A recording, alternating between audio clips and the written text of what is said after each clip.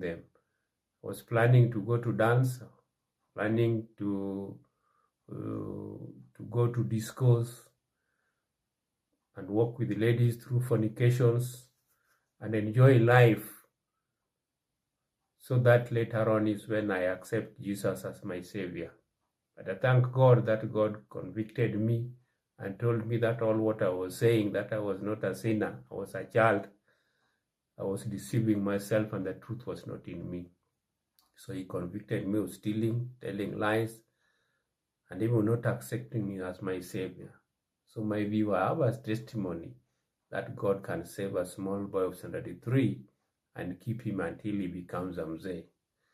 So my viewer, God's people, do you have time for Jesus in your life? That is a question I can pose to you. That you, God's people, do you have time for the Lord in your life?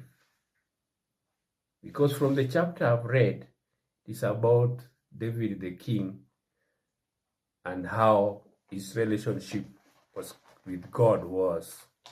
And remember, my listener, that David the king had powers, wealth, all the things which people are longing for. But besides that, David created time for the Lord in his life and said, those are the words which David said, and I quote, "The Lord is my shepherd, I shall not want." That is in verse 1, 2, and 3. We find that David,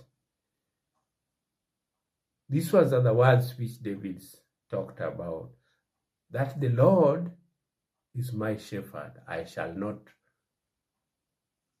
be in want. He makes me lie down in a green pasture, and he leads me in a quiet water. He restores my soul and guides me in the path of righteousness for his sake.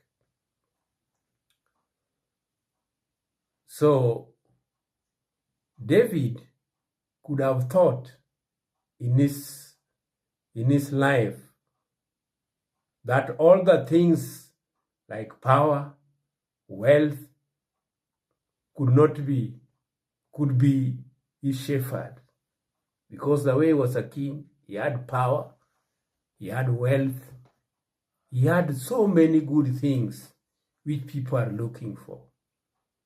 He could have thought that those things can give him shepherd. But my listener, those ones did not give him at all. Instead, he believed in the unseen God.